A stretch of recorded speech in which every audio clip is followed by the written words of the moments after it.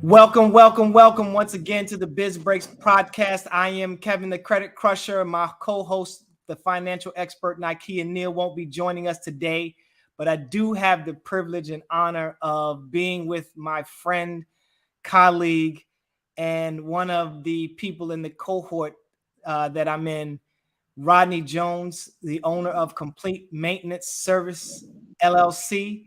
And we were just offline having a great conversation about some exciting news. So I'm not going to break the news here because I know, Rodney, that you are working on finalizing the contract, but do want to say congratulations for even getting to this point, because I know it's a big deal. So congratulations, my friend.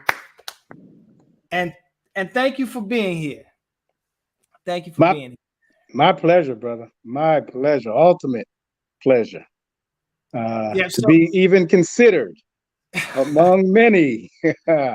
It's certainly a pleasure. So, Rodney, the Biz Breaks podcast is real talk with real entrepreneurs. I don't tell the entrepreneurs ahead of time what we're going to talk about, other than it's a general conversation, because that's what it is. It's a general conversation. We want to have a real authentic conversation with business owners, with entrepreneurs, and entrepreneurs that look like us. And I'm going to say it because a lot of people whisper it, but I'm going to say it plainly. We cater to the African-American entrepreneur market, the African-American listener, only because, not because we're divisive, not because we're discriminatory, just because there are some unique challenges that entrepreneurs that are African-American face. And so we want to talk about those things, and we want to talk about the experience, the unique experiences. So thank you for coming on. Let's start the conversation by you introducing yourself, telling people what you do. And listen, here's what I want you to do. Don't do this like we do. So for the audience who doesn't know, we are in the Goldman Sachs 10KSB program. It's a pretty prestigious program. And it's a wonderful honor to be there with Rodney. He brings a wealth of knowledge. But Rodney is one of the most humble individuals I've ever met. And so I love the fact that he travels in his modesty and humility. But today I want you to puff out your chest a little bit. Dig out your chest. So tell everybody who you are, what you do, and what kind of things you're into right now. Well, good afternoon, family. And that's what you are, family to me. Again, it's a pleasure to be on the program this afternoon. My name is Rodney Jones. As stated, president of Complete Maintenance, Janitorial and Window Cleaning Service. We've been around now just over 30 years. Very proud to say that. Yes, I am humble, but that's one of the things I really am proud about, that we've been in the game through the ups and the downs for a period of time now. So, excuse me. We provide the commercial real estate industry cleaning services and window cleaning services throughout the Delaware Valley. We started, like I said, about 30 years ago, just over 30 years ago. The inspiration came from, at the time, rapidly growing family that left us with one income. As the wife was kind of out of commission there for like 3 years in a row. So putting our heads together, along with some opportunity in real estate development in our area, we saw an opportunity there to kind of take some skills I had learned from working in the maintenance department at the time, to take those skills out on our own and start our own business. And it's was a little, I have to say, in our existing family. I come from a family of 8, right? I'm one of 8. But in our family, immediate family structure, there was no entrepreneurs. So there wasn't someone I could necessarily lean to for advice in that regard. But prior to me um, being born, my grandfather, who had died before I was born, was an entrepreneur Mm. and a extraordinary one in his own right. Just a brief snippet. I couldn't continue without it. Is he was born in 1887. I'm sorry, 1897, and walked to Philadelphia from Hamlet, North Carolina.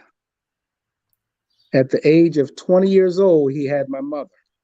So he met my grandmother in Philadelphia, and at the age of 20, had my mother, the oldest of two, at 20 years old.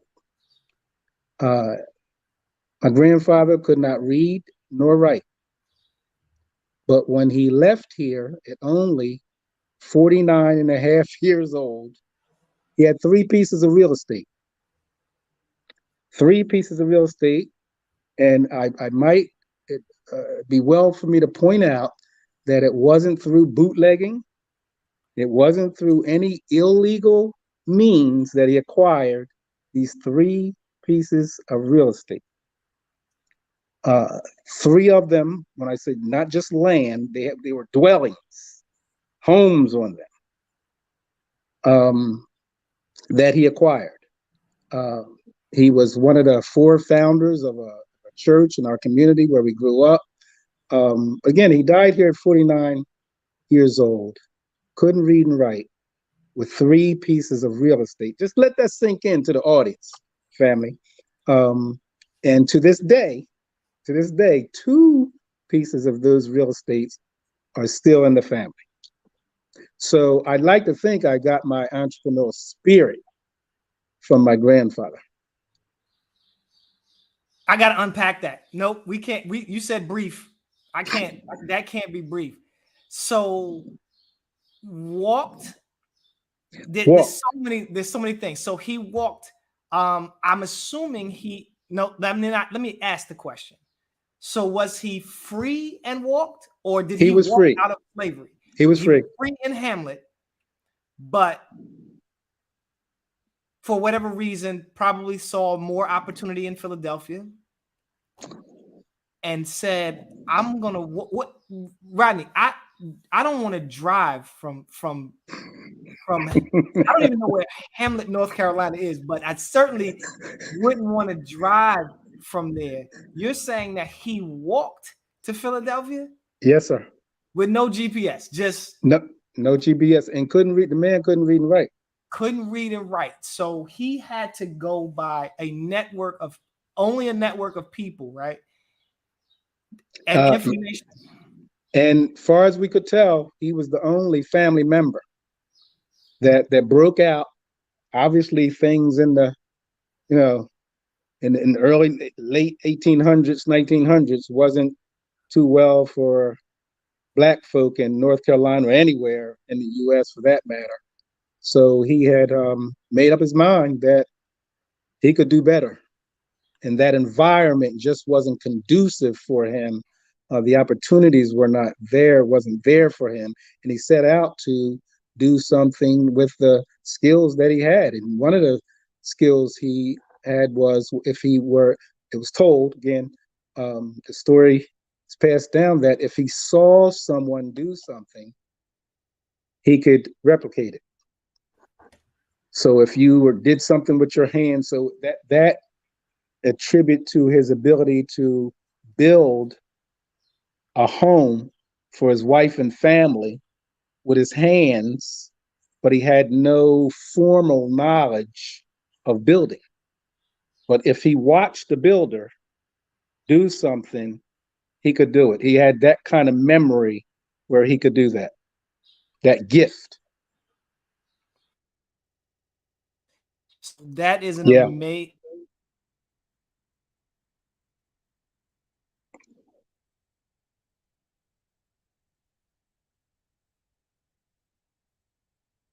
We live? Looks like you froze.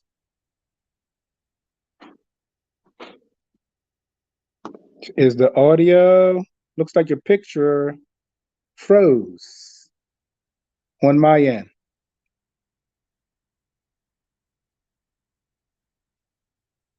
Little technical difficulties. Not sure if the. Rodney, I sincerely apologize for the technical There we go. difficulty. There we go. There we go. I We're think it good. was my background. I think my We're background back. was causing Okay. this. But so for somebody to say for someone to say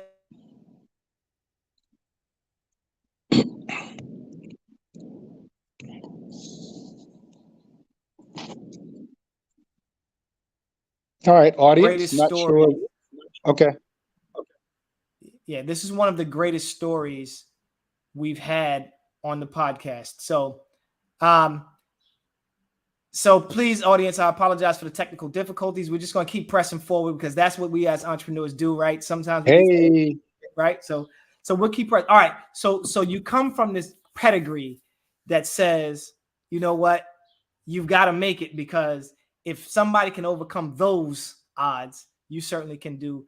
So 30 years, I want to stay on that forever, but let's talk about you. So 30 years doing this. Rodney, what makes most businesses, it doesn't matter whether they're minority owned, majority owned, it doesn't matter where they are in the country, it doesn't matter how they start. Most businesses crumble in the first 5 years. How do you as a Black entrepreneur get to 30 years in business?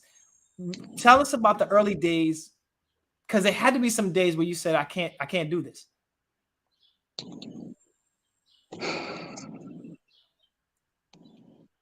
Quality. I know everyone says it. Everyone says it, promotes it, right? Confesses it, lies about it, whatever, right? That word we all hear, quality, but it's a commitment to it. It's a commitment to it in a standard, right? Establishing a standard. Now it sounds simple, but to establish a standard and maintain that level of quality that the customer appreciates the consistency, right? And then able to develop that relationship. Those customers talk to their peers and kind of, gives the, promote your company. And in the early years, I would have to say, and it still is, but I would have to say that if I put my finger on one thing, that would be it, right? The no cutting corners, to give. And again, you hear these cliches, we go the extra mile. We hear those kind of statements associated with businesses, but that was my core. And we wouldn't leave a facility if it wasn't A1. And the extra mile, we did a lot of extra miles, and I know now, we're 30 years ago. Now we're of an era where at times we hear the statement, I don't get paid for this. Mm-hmm. Well, I live that daily. we get paid. Well, when you go the extra mile, the pay doesn't necessarily come out right then in your paycheck, whenever that, right? But it comes out. Yeah. You're rewarded for it. It's recognized. Your work is recognized. So we like to think that, each building we come out of, regardless of what service we may provide, whether it be janitorial, window cleaning, carpet cleaning, that's our signature. And then when someone sees that product, that service, it's a reflection of you. And again, I'd like to think that I took that from my grandfather, because he, from what I can see, he passed before I was born, but what I see was excellence. Wasn't shabby, shabby work. He put in quality work. And let's face it. Let's when we look at other individuals, companies to reflect that says, okay, that's a good company. I'm going to take some things from this company and apply it to mine. It's always a quality, some quality aspect is derived from that we apply to our own business. So I would have to say that would be the core that has sustained our longevity over the years. So Not to let's say go. that we haven't dropped the ball. Don't get me wrong, family. We have, but it's our ability to compensate for any error that might have been responsible. Yeah. That we were responsible for and correct it. Um, and again, that the customers appreciate that. So let's talk early anatomy of the business. So you started the business. Was it just you and your wife? Was it you and a partner? How did you? What was the anatomy in the early going? Well, you're looking at them. So it was the idea of my wife and I. However, my wife had a full time, uh, uh, a job and a half to parent the four boys that we had running around. Wow. So that didn't give her a lot of room. Um, when you look at, waking up, preparing clothes for the morning, waking up, getting folk out to school. At that time, it was, they weren't even, three of them weren't even in school yet. So she was dealing with, a 1 year old, 2 year old, and a 3 year old, right? And then a 7 year old. Wow. Yeah. So it was so so it wasn't a whole lot of time for the missus to help me out a lot. But the time she did have, she would make some cold calls, solicit some clients for the business. And as the boys got older and more independent, she was even able to do more of that. And then work, the back end for as invoicing and taking care of the bills per se. Yeah. So Rodney, I want to talk about that because a lot of times we're having conversations with entrepreneurs on other platforms and we're talking about, what their business does. But we don't talk about how their business got there and really the not the things that are not so apparent. So your relationship, because building a business and building a marriage, you're always doing both, right? You're always building those things. So you're building a relationship. So how did you guys do that at the same time? Because it's taxing in both ways. It's the reward. So let me say this because I don't want the audience to misconstrue what I'm saying. The reward is so much greater than the input, right? But we've got to talk about the fact that they both take maintenance. So how were you able to do those two things simultaneously? I like to think I'm pretty focused. And but the thing is, it's difficult for me to focus on more than one thing. Mm-hmm. So we were blessed in a situation when, I actually suggested that my wife resign. She had a part-time job when the kids were that, the very, very young age. And when I looked at it, the time she had to prepare and then travel to and from the job, the compensation she was getting, when we looked at that, looked at the gas we were spending and so forth, the associated things with going back and forth to work, and excuse me, and there was a few maybe a 2 hour gap between the two of us getting home. So those 2 hours, we had someone sit for watch the kids, We obviously compensated them. So when we looked at the finances of that, we're like basically giving the money back, right? Giving to put this part-time salary, we're giving more than half of it back out. It's going back out. Didn't make any sense to me. So I said, listen, resign from the job. God will provide. And I'll pay you to stay home. Yep. That was it. She resigned. We got the contract not long after that, and that was it.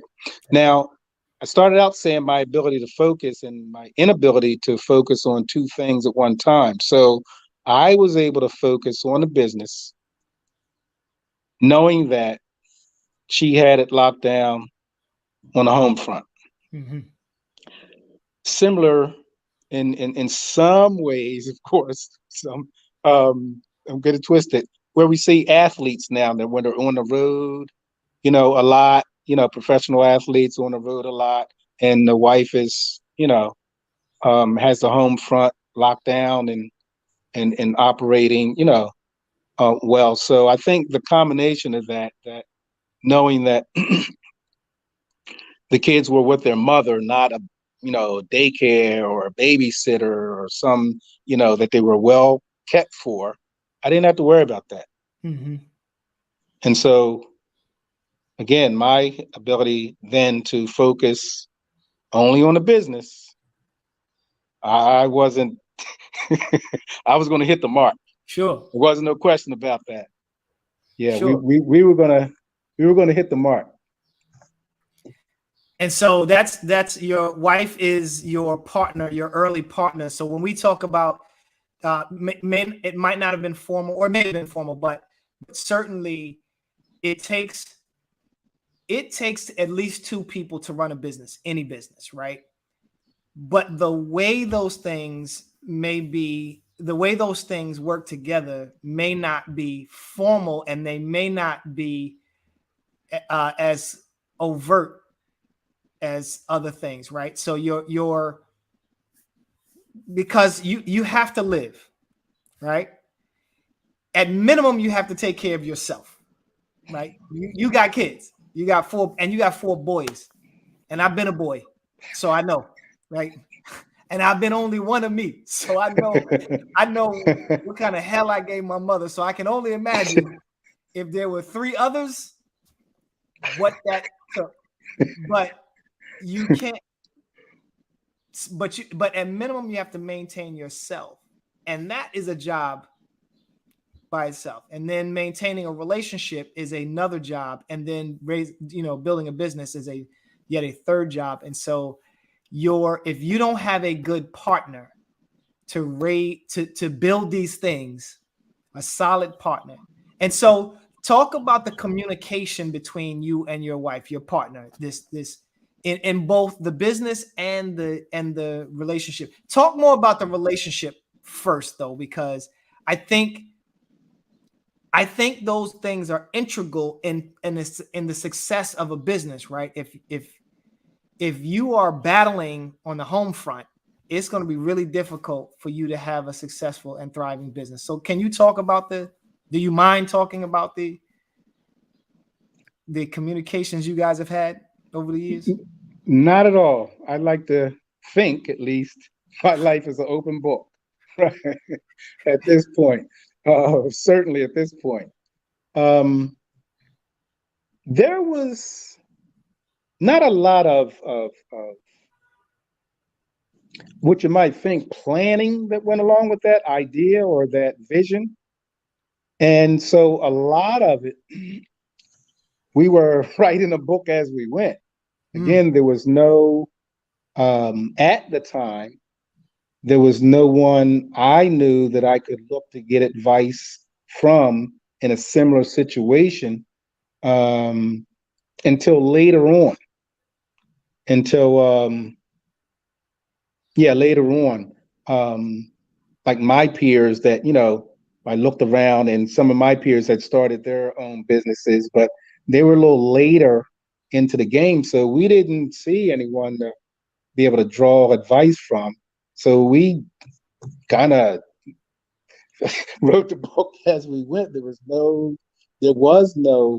perfectly honest, there wasn't a whole lot of conversation in it. It was like, okay, this is what we need to do it. Let's go. So there wasn't any mapping out, no specific strategy to it. Mhm. Um, it was so it and it's very loose, and I wouldn't suggest someone starting a business do it this way. I would certainly encourage them to sit down and strategize. So for nothing else, that you know how to react when you don't hit your mark, when you're not being as successful as you plan to be, and now you have a kind of plan B, if you will, or something um, already thought about how you're Mhm. going to react to it. Right? I think is the more intelligent way to approach that.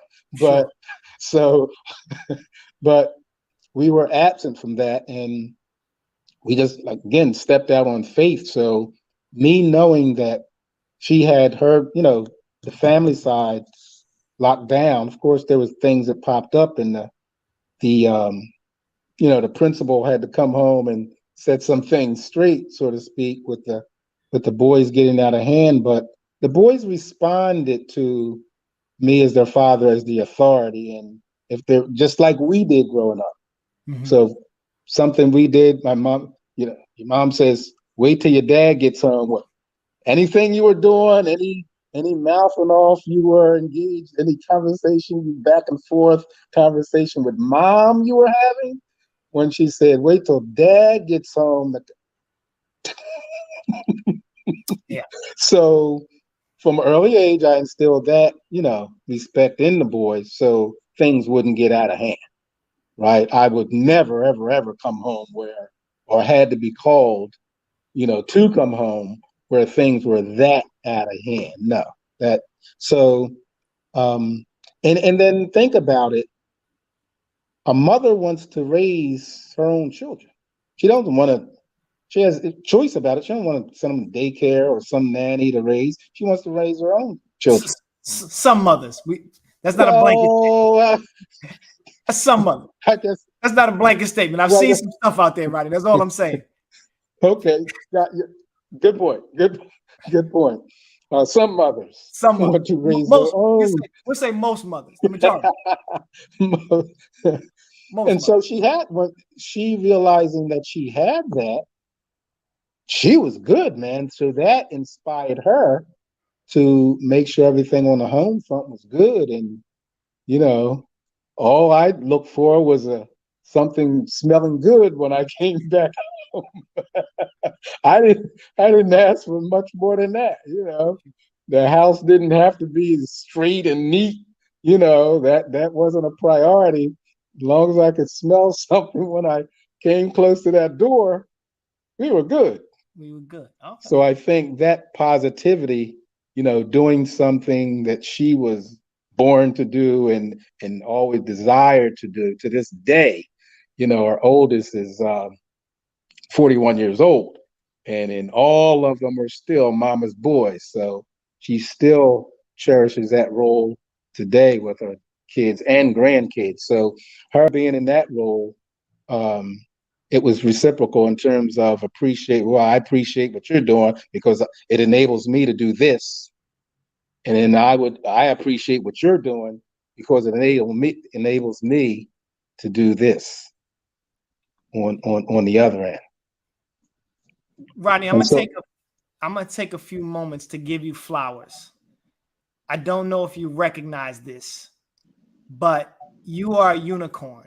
You have beat most statistics. So let's talk about, first of all, first and foremost, your marriage to your wife. So I'm going to give you flowers for that. Many relationships, particularly in the Black community, don't make it this far. You guys have been married how long? for almost 36 years now. 30, almost 36 years. So kudos. That's a statistic that you've beat, right? You've overcome the odds there. You guys have raised 4 boys all into adulthood. They're all adults, right? All adults. Kudos there, because you guys raised them in the city of Philadelphia. Right outside Philadelphia in South Jersey, Camden area. That's just Camden is just East Philadelphia. There you go. Right. So kudos to that, because getting boys into adulthood is a feat.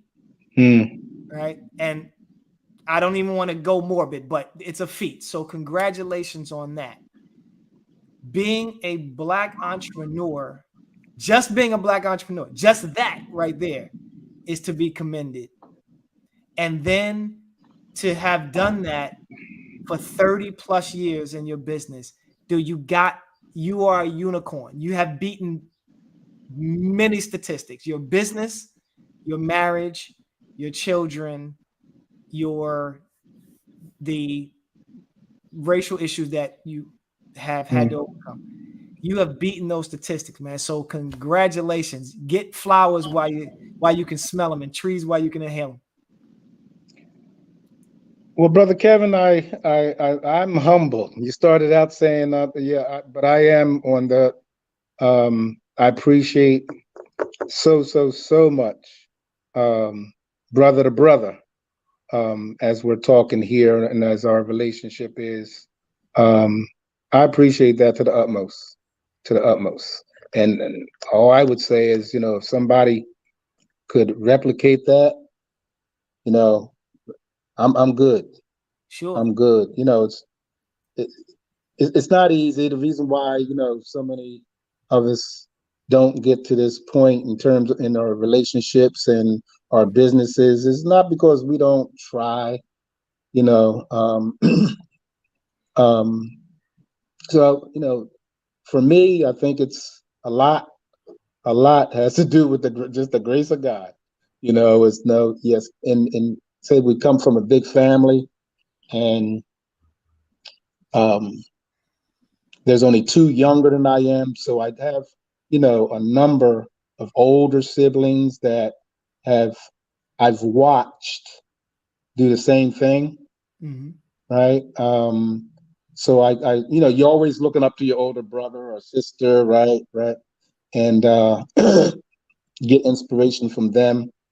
And I look at my own parents, who stayed together until, one died and then the other one died. So I have that as a model. And again, I'm not saying, I don't see it as perhaps a big deal, as I know, don't get me wrong, what the statistics are. And I, these 2 eyes see what's going on, the breakdown in the family and the neighborhoods. I see that, I realize that. But in terms of expectations, Mm-hmm. I don't, that was expected of me. I think I watched, how hard my father worked. Woo. So that work ethic, right, I got from him, the entrepreneurial spirit, from my grandfather. But that work ethic, I saw my father get up. He was going out the house before we got up for school. And when we came home from school, he was still working. Mm-hmm. And so I saw that growing up, and I saw the rewards of that. And you have some ups and downs in the marriage, is like any, but I saw how my parents stuck it out. So who am I to throw in a towel? Yeah. Now, listen, there's something to be said for having role models, right? And so your parents have to be commended too. And yeah, there you have these expectations just because that's what you saw before you, which is why it's so important for us as a people to perpetuate this staying together. I don't care, what configuration it is, but working through the issues. You don't understand that you're not just working through the issues for your relationship. You're working through the issues for the relationships that come behind you. And that's both personal and professional, right? Yes. You work through 30 years of your business so that a Kevin Lewis who's coming behind you says, I can't give up. I can't, Rodney's family, right? I can't, my business is going on 6 years now. 6 years. We are 2023, right? This is not about me, it's about you. But I'm saying, but I have only 1/5 of the time. And so I'm talking to you. I can't interview. I can't have this podcast, not interview, this conversation. I can't have this conversation with you and not strive to get to 30 years, because I want somebody to be sitting with me saying, how did you get to 30 years? And you will be at that point and at 55 years plus, right?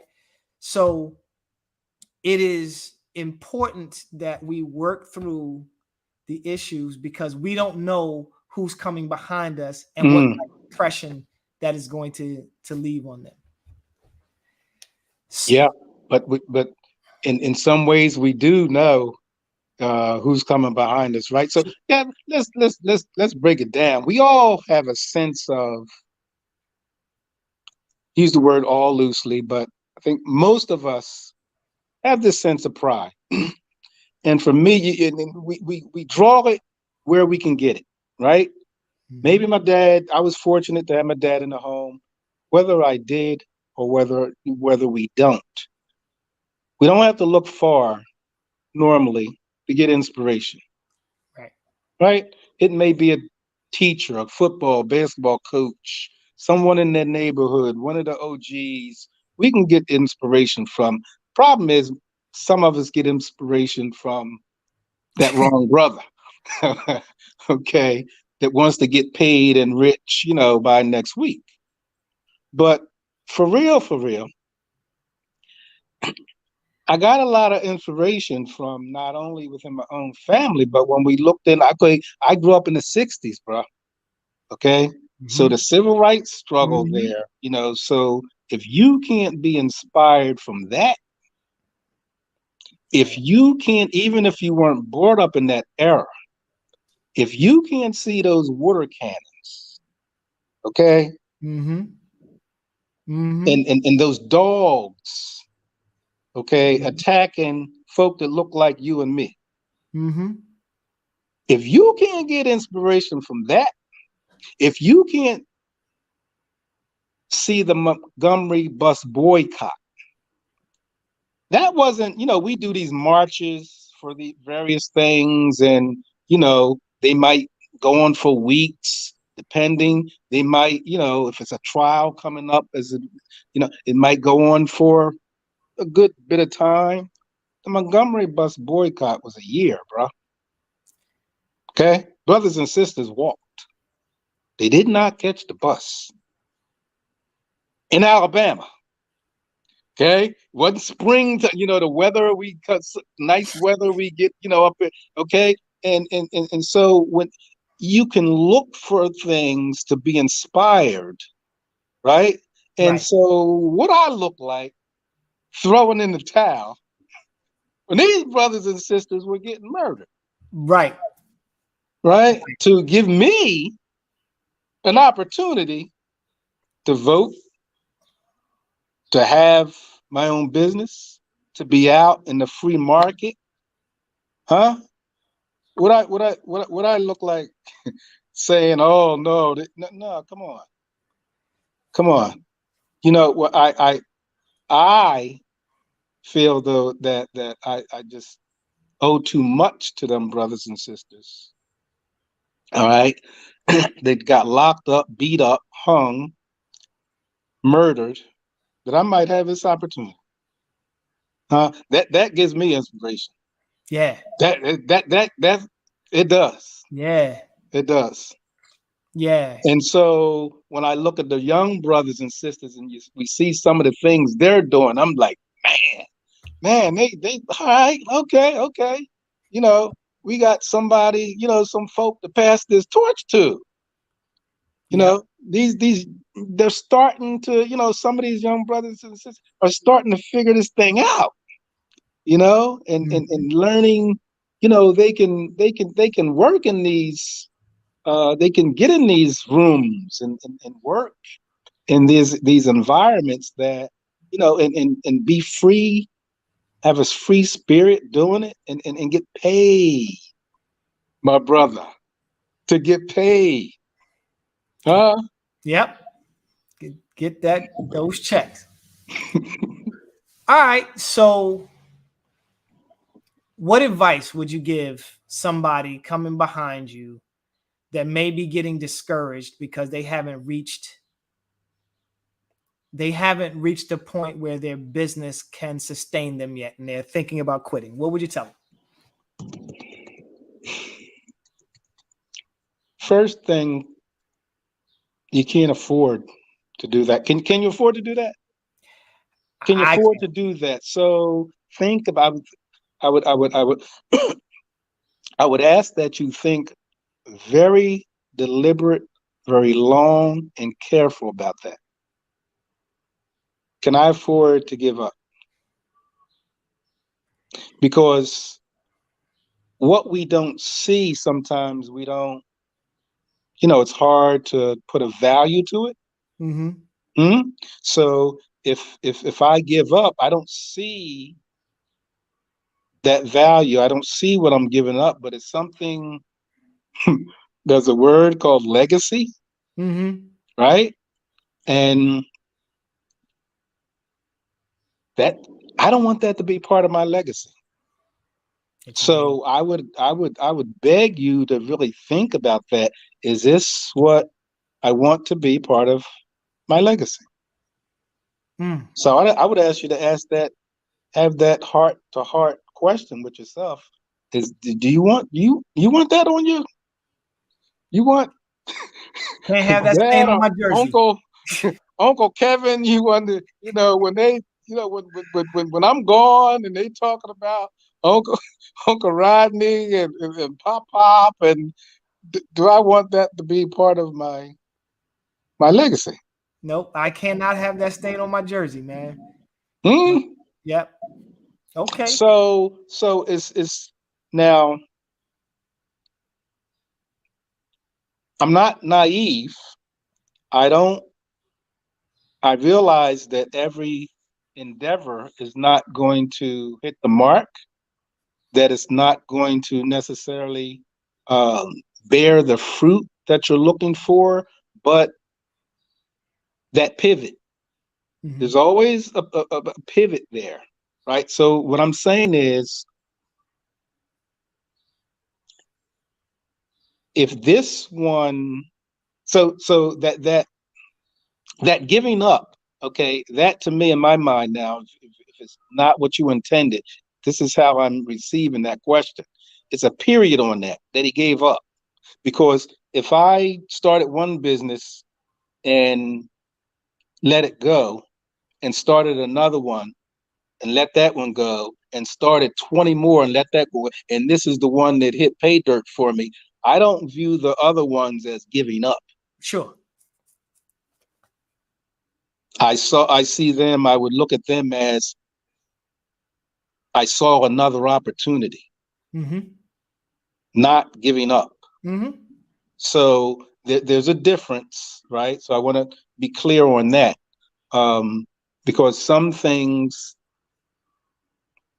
will dictate to you, right, that this is not the right market, for example, for this product or service, right? Sometimes we have to be very, very, very careful about doing our research, our homework, right? We're not just diving in, you know.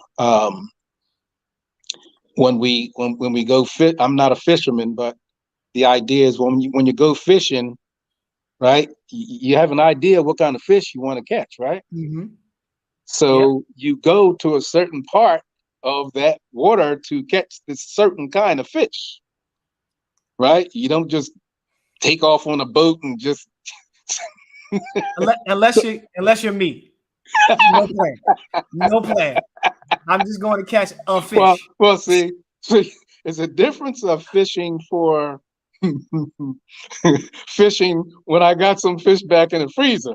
Right. fishing when I need to catch a fish, and this baby boy need to come back to the frying pan. Okay, So I fish in the grocery store, and yes, I'm delivered about salmon. We getting salmon versus flounder. I'm delivered. Yeah, when I'm fishing, I go to a certain section because this is where they got the salmon. This is where they got the flounder. You're right. As I used to tell my grandkids that a couple of them like, I don't know where they got it from, but they like fishing. They wanted me at an early age, wanted me to go out and get them fishing rods. I'm like, I'm not a fishing rod. And so I would tell them after we go out and go catch a fish, I said, well, every time I go fishing, I catch the fish. No, you don't know. Yes, I do. Yeah. It's your way, bro. I go to the supermarket. Go to the soup. That analogy I was speaking to be do your homework. Know where the fish are, right? That is going to provide you the most opportunity, right? And then once you're there, you can't go back in without fish, right? Did my homework, these were, and you keep going back, you're going to catch a fish. You're going to catch it, right? That's where they are. It's proven. That's where they are.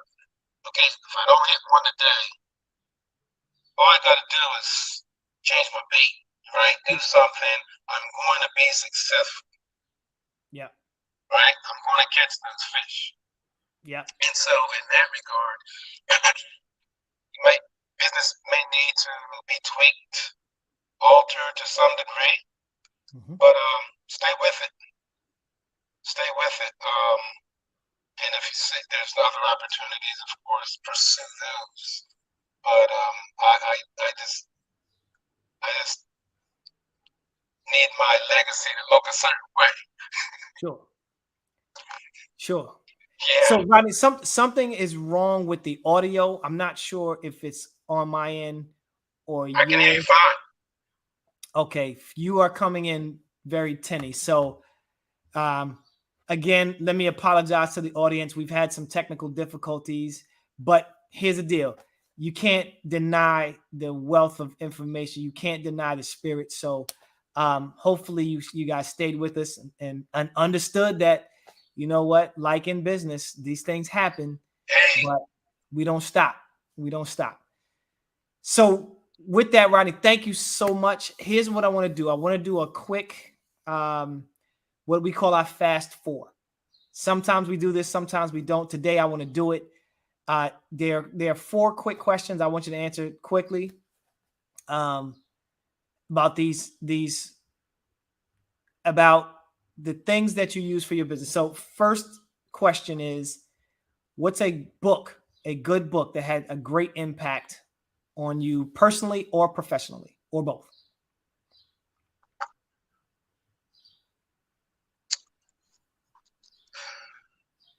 I'm not an avid reader, but I'd have to say 2 books. Rich Dad Poor Dad. Great book. And The Purpose-Driven Life. Another great book. Good books.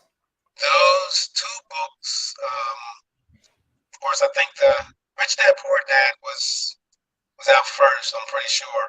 Yeah. That had I got to tell you, that had an impact on me in terms of just how we look at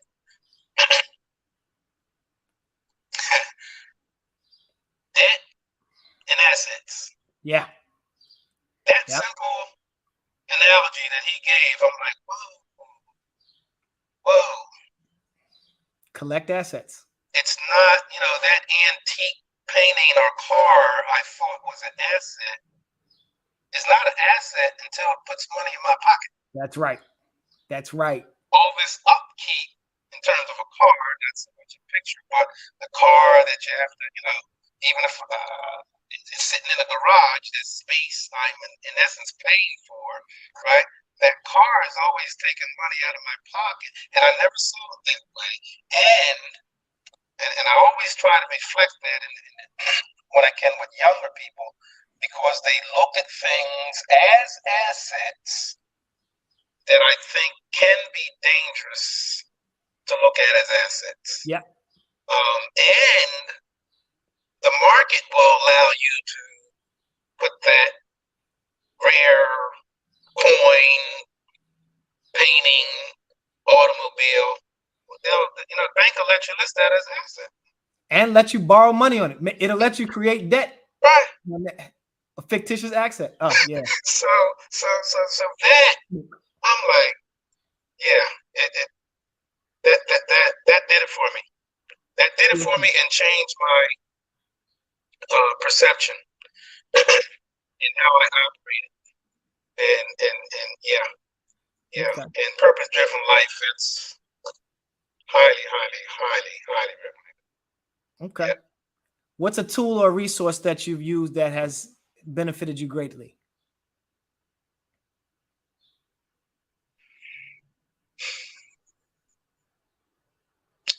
Tool resource. Now, you're touching on something, because here's an individual that doesn't get a lot of sleep. And all right, so the way our business is structured, even today, I'm wearing a lot of hats. Sure. I'm wearing a lot, a lot of hats. So tools and resources that I use on a daily basis. So give me a little more. I guess that be. I don't want you. You choose it. What is something that has really helped you? That you said. So one thing that has helped me, I'll give you an example. The calendar app on my phone, best tool, best resource I use. If it's not on my calendar app, it does not happen. But if it is, I can go by it. Best tool. Well, given that example, I'm sure we're going to talk more about this offline. But given that example, I'm flying from the seat of my pants here. So that may not be the best question for me, because, excuse me, as we speak, I don't use a lot of tools now. Of course, I plan and so forth, and yes, I use my planners, tool or resource. So Rodney, there it is. If you put pen to paper, so the co-host, my co-host Nikia, she writes stuff still in her planner. She has a digital calendar, but she writes in her planner, and that is when I asked her that question, that was her answer. She uses a paper planner, a calendar, an old bank calendar. So I guess they used to call them desk calendars. Desk calendars. Yeah. So if that's it, that's it for you. Yeah, I guess that would, if I had to pick one, that would be it. I have that one on my phone as well, like you do. Yeah. I actually, before the technology that we have in our hands, my brother came from a conference, Stephen Covey conference, and he shared with me the principles out of Covey's, one of his books, First Thing First. Mm-hmm. And he came, he was really excited. Oh man, you gotta use this planner, and I'm starting to use it, and it's really working, it's effective. And I started using one, and it did make a difference. It did make a noticeable impact in terms of your schedule, keeping organized. Mm-hmm. Yeah, and then being able to look at, just being able to visualize what your week, what your month looks like, I think helps a lot in terms of organization. Now, you just said something I'm going to have to, after this segment, to tighten up on a little bit, because I'm just realizing now, talking to you, that there's some things I'm not utilizing that I should. Just being transparent here.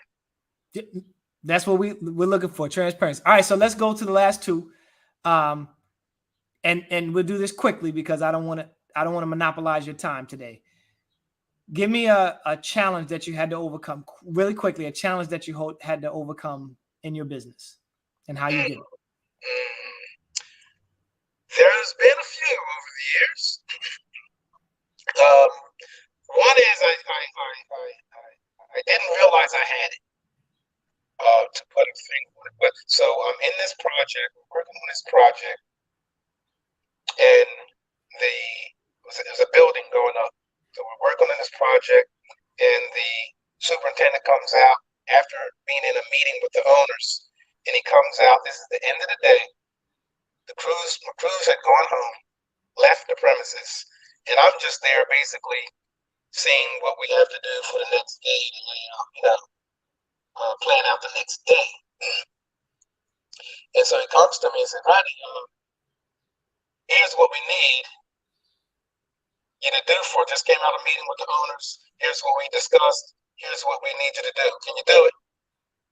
I said, yeah, I can do that. Yeah. He leaves, he goes back, oh, thanks, pretty appreciate it.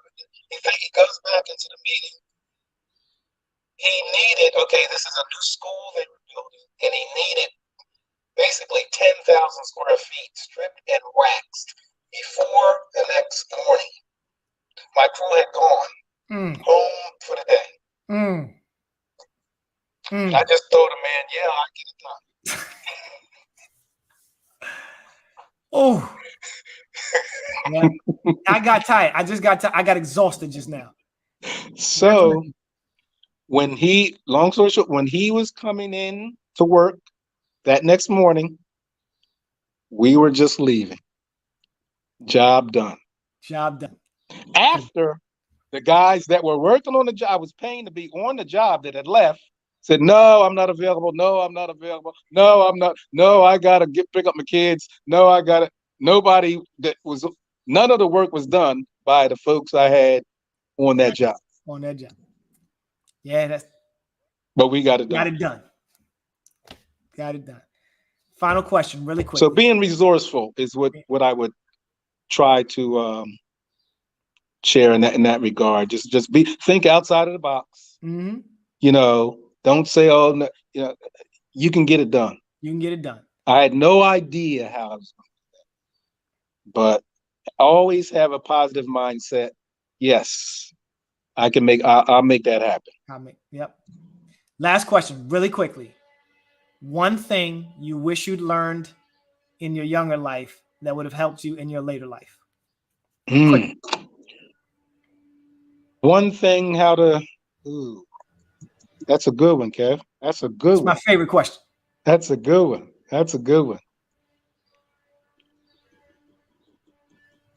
How to listen better. Good stuff. Yeah.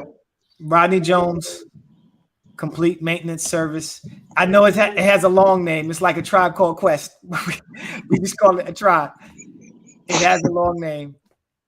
I thank you for spending your time with me. I thank you for giving the audience the treat, the jewels, the gems. We appreciate you. We'll certainly have you back on another time because you are full of wisdom and we certainly appreciate that. Until next time, you guys, this is the Biz Breaks Podcast where we have real talk with real entrepreneurs. We know we are here every Wednesday, 1 p.m. to 2 p.m. Eastern Standard Time. Follow, subscribe, and share on all of our social media platforms. Until the next time, peace and love.